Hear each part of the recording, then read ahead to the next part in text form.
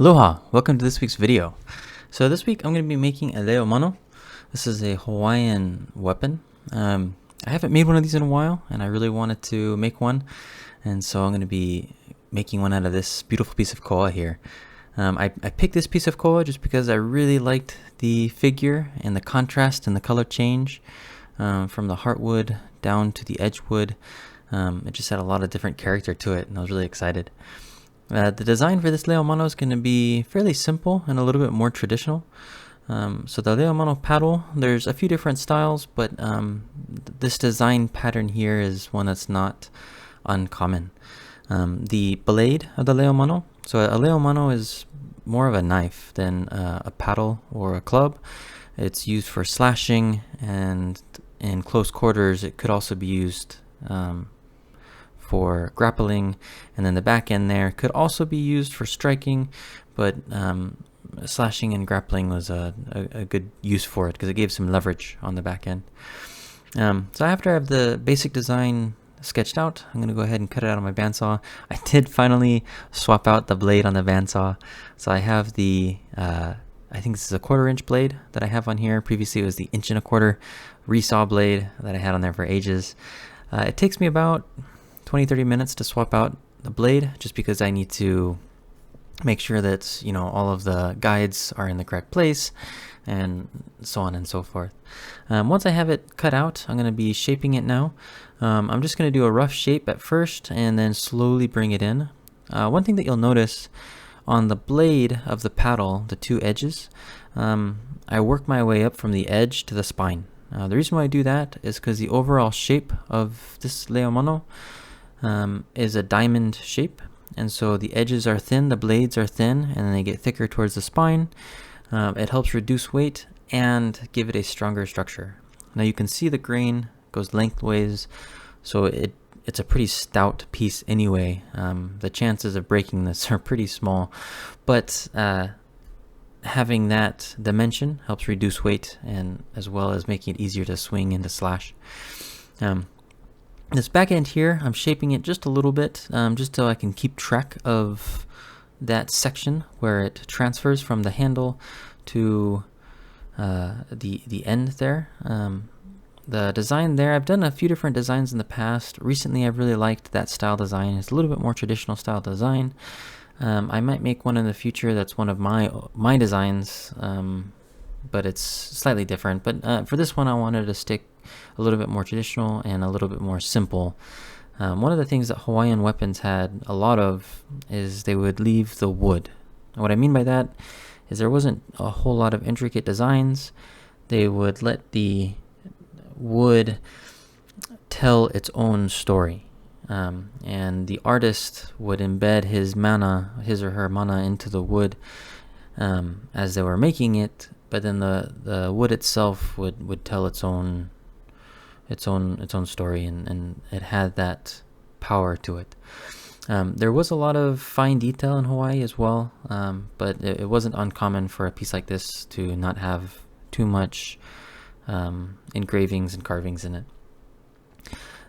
The relief work I'm doing on the side there is really just for your hand.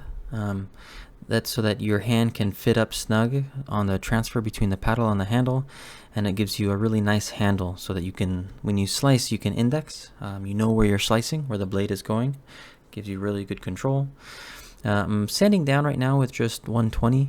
What's funny thing about the sandpaper, I have the same brand sandpaper that I use every time. I don't really like the 120. It just doesn't, and the 150, 120, 150, it just doesn't cut as well. I don't know why, but the 220 and the 320 work great. Like, I love the 220 and the 320 grits, but for some reason the 100, 120 and 150 just aren't as good. So I'm kind of in the lookout for a new brand.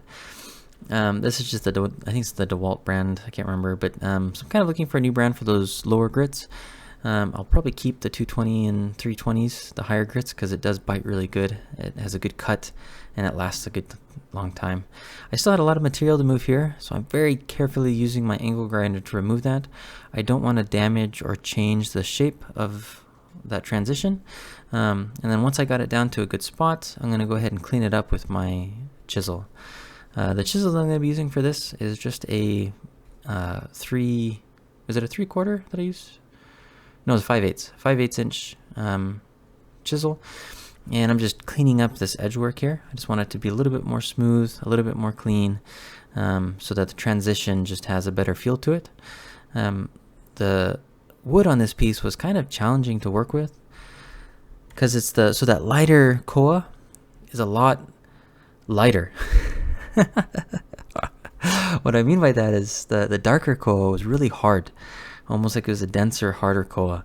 So those lines of dark were just super tough and super hard. I'm not really an expert when it comes to woods and trees, so my thought is maybe it got less moisture on that ring, and so it resulted in a denser, harder wood, and then the softer sections where it had more moisture, I'm not entirely sure, but it made it for kind of a challenge for both cleaning up the relief sections here, as well as sanding. So the grinder didn't notice it because it's just an angle grinder, but as I was sanding, I really noticed it when I would transition from the darker koa to the lighter koa. The lighter koa would sand a lot faster, and so I had to be really careful so that I didn't get like a wavy feel or look to it, where the lighter koa was sanding faster than the darker koa, resulting in that uneven gradient. So I just had to take my time, be a little bit more careful. I am sanding this piece down to 320, and then once I have it down to 320, I'll be putting in the holes in the handle for the lash, or for the wrist strap, and then I'll be cutting in the grooves for the teeth. It's really hard to tell from the video, but sanding these sections here where it transitioned from that light to dark were a pretty big challenge. I ended up spending quite a bit of time on that, making sure that I kept a good dimension across the whole thing.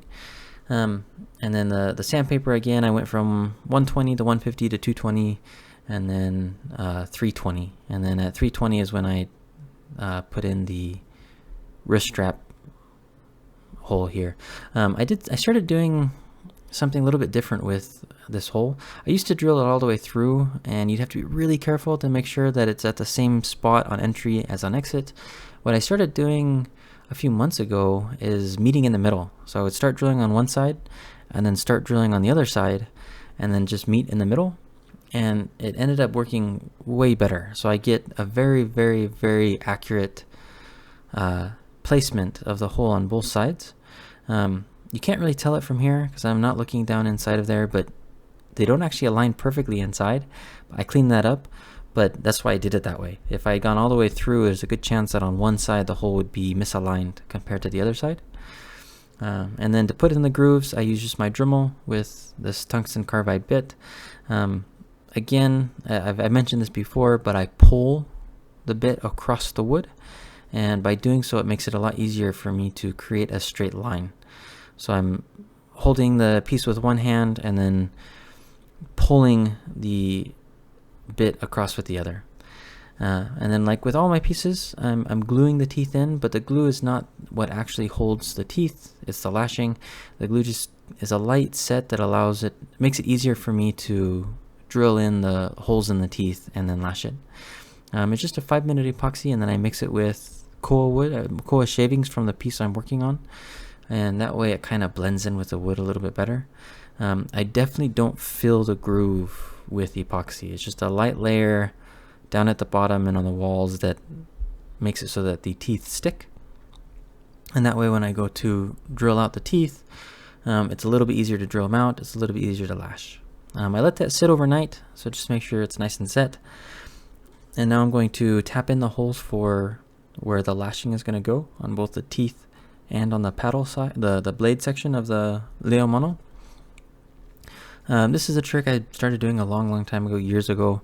I really don't care how necessarily equally spaced those holes are. The placement of the holes is in between each tooth, and then I use that piece of wood there as just a guide, a spacer, so that all the holes are the same distance from the edge. I don't try to do any measuring, because as long as they're the same distance from the edge, it has a nice flow to it, and it just looks a lot better. And then from here, I'm just drilling straight down. This is where it'd be nice to have a drill press, but I don't have one, so I just do it by hand. I did punch holes before I drilled to make it a little bit easier. If you don't do that, you have to kind of start your drill at an angle to match the angle of the wood, otherwise it'll walk on you. So I'm just going to go ahead and clean that up. And this is the 320 sandpaper. I've already sanded it to 320 at this point. I'm just cleaning up the wood. Now that I have those holes drilled, I'm going to go and drill the teeth. I don't have to do it in that order. I could drill the teeth first and then drill the wood. The holes in the teeth don't really have a bearing on the alignment of the holes in the wood. The holes in the teeth are just drilled in the base of the tooth, in the root as much as possible. I try to avoid the enamel. If I drill through the enamel, it weakens the enamel and it makes the tooth more prone to breaking. And if I keep the hole in the root of the tooth, then the tooth stays pretty solid. And I've just kind of learned that I've learned that over years with testing. And then if you look at some traditional pieces, some archive images of some Manos, you'll notice that all of the holes are in the root of the tooth as well.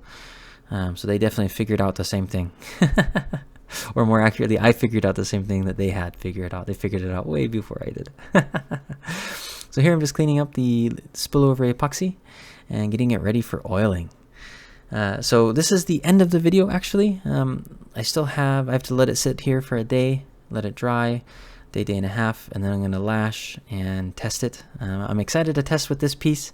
It's been a long time since I've tested a good Leo Mano on my ballistic shell, so I'm going to be having fun with that. I really enjoy the oiling on this piece. It's absolutely beautiful piece. The color gradient, the figure, the micro curl, you can see that curl that flows down the entire length of the piece. Just absolutely beautiful. I really love this piece. It's a simple but powerful piece. Super excited. I hope you enjoyed the video. If you liked it, go ahead and leave a like and subscribe. It really helps out a lot. Leave me a comment below. Let me know what you'd like to see next, what you liked about this video, what you didn't like, if there's anything else you'd like me to talk about. Mahalo plenty for everyone that watches. It really means a lot to me. I really enjoy doing this and being able to share my art with everyone. I will see you in the next video. Aloha.